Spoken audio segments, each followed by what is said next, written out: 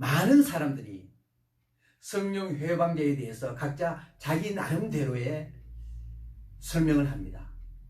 예를 들면 신유, 방언 같은 성령의 은사가 있음을 부인 내지는 의심을 한다든가, 목사님의 목회 계획에 반대한다든가,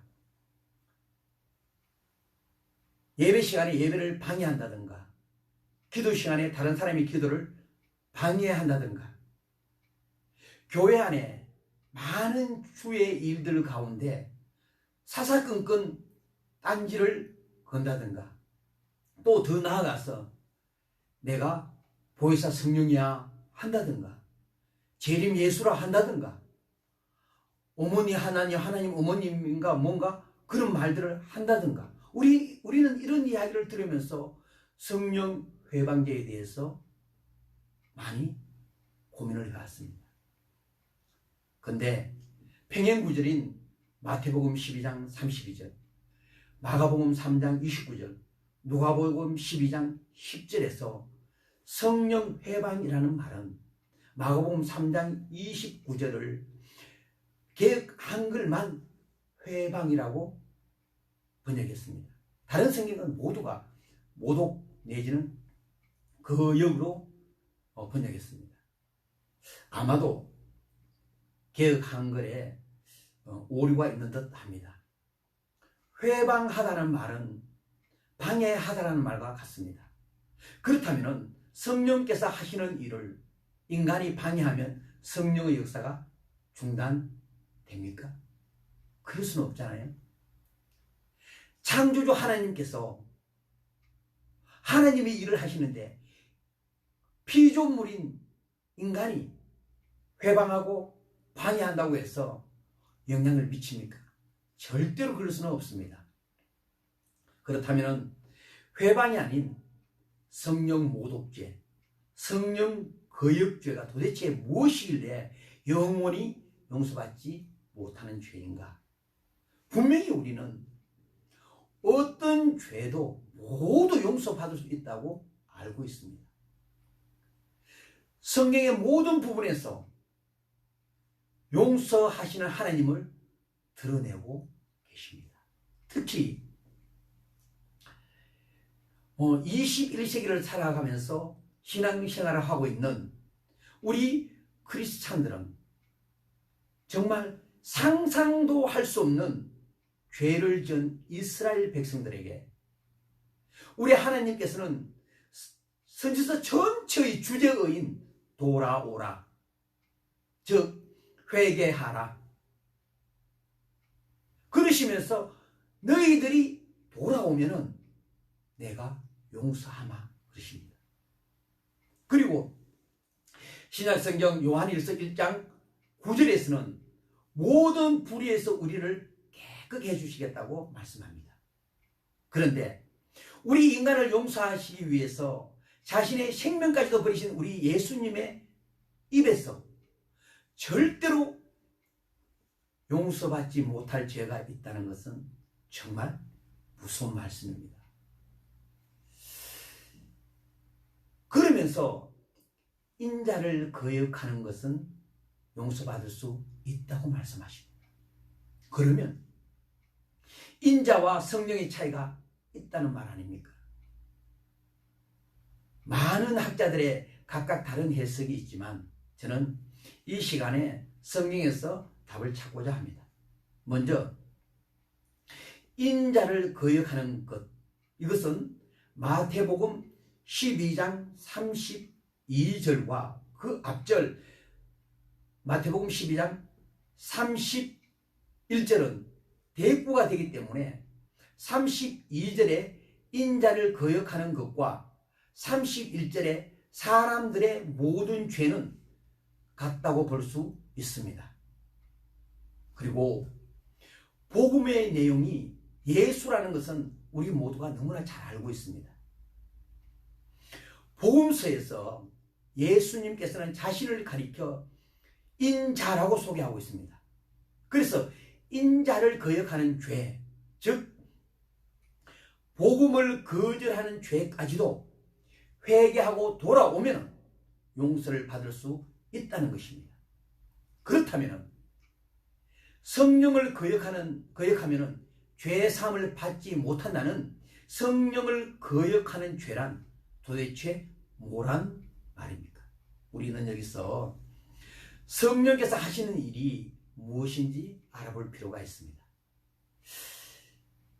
우리가 너무나 잘 아시고 있듯이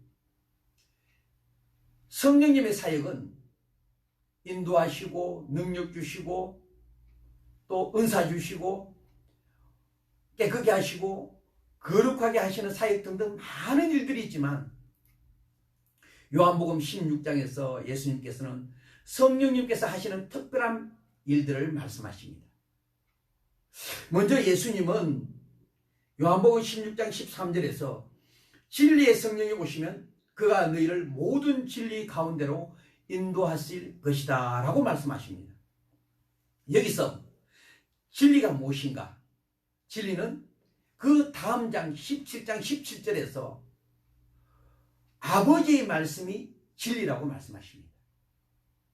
그래서 성령님이 우리에게 진리를 가르치시는, 즉 말씀을 가르치시는 것은 우리가 그 말씀대로 살도록 하기 위함입니다. 그리고 16장 8절에 보니까 그가, 성령님이죠, 와서 죄에 대하여 의에 대하여 심판에 대하여 세상을 책망하시리라고 말씀하십니다. 그리고 이 16장 8절 말씀을 9절로 11절까지 자세하게 설명하고 있는데 그 설명이 이렇습니다. 죄에 대하여라 하면 저희가 나를 믿지 아니하며 의에 대하여라 하면 내가 아버지께로 가니 너희가 다시 나를 보지 못하며 심판에 대하여라 하면 이 세상 임금이 심판을 받았음이니라 그랬습니다. 먼저 예수님은 자신을 믿지 않는 것이 바로 죄라는 것을 말씀해 주십니다. 성령님은 우리가 죄인임을 깨닫게 하실 때에 우리의 양심을 찔러서 죄를 깨닫게 하십니다. 무엇으로요? 진리신 말씀으로. 왜요? 자신이 죄인임을 깨닫지 못하면 회개하지 않아요. 그래서 구원을 받을 수 없습니다. 성령님은 예수 그리스도를 통하지 않고는 그 누구도 죄에서 해방될 수 없다는 것을 깨닫게 하십니다. 어떤 이들은 회개를 맨날 하느냐고 비아냥거립니다. 왜 기도할 때 징징 짜냐고 그럽니다. 그런 사람들에게는 이런 말을 해주고 싶어요.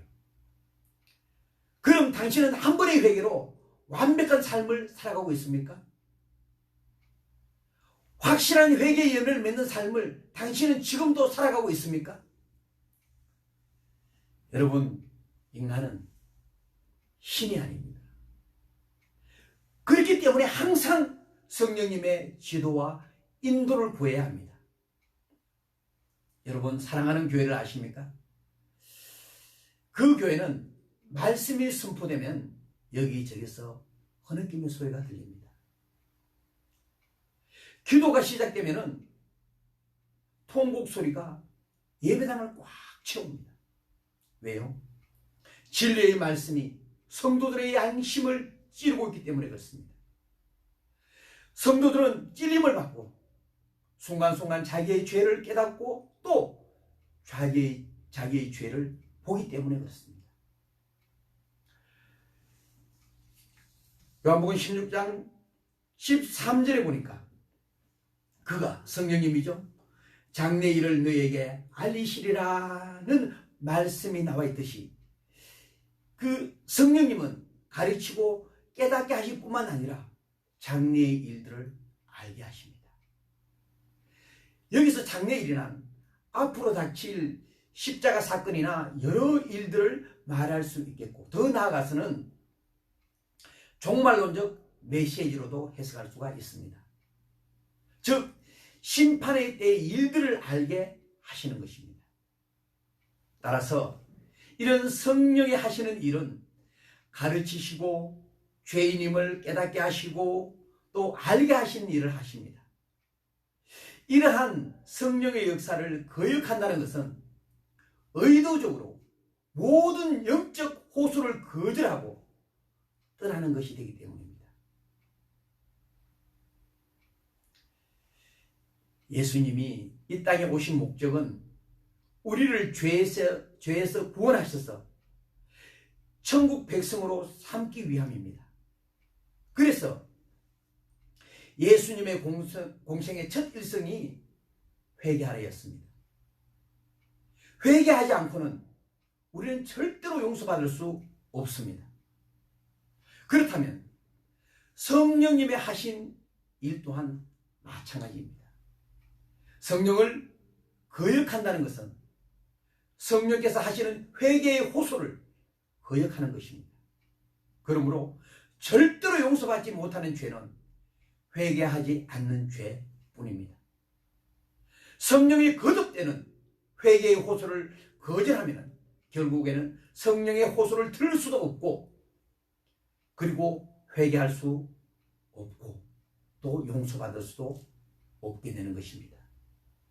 사랑하는 여러분, 오늘도 말씀 가운데, 기도 가운데, 찬양 가운데 세미한 음성으로 우리 성령님께서는 우리에게 호소하십니다. 회개하라.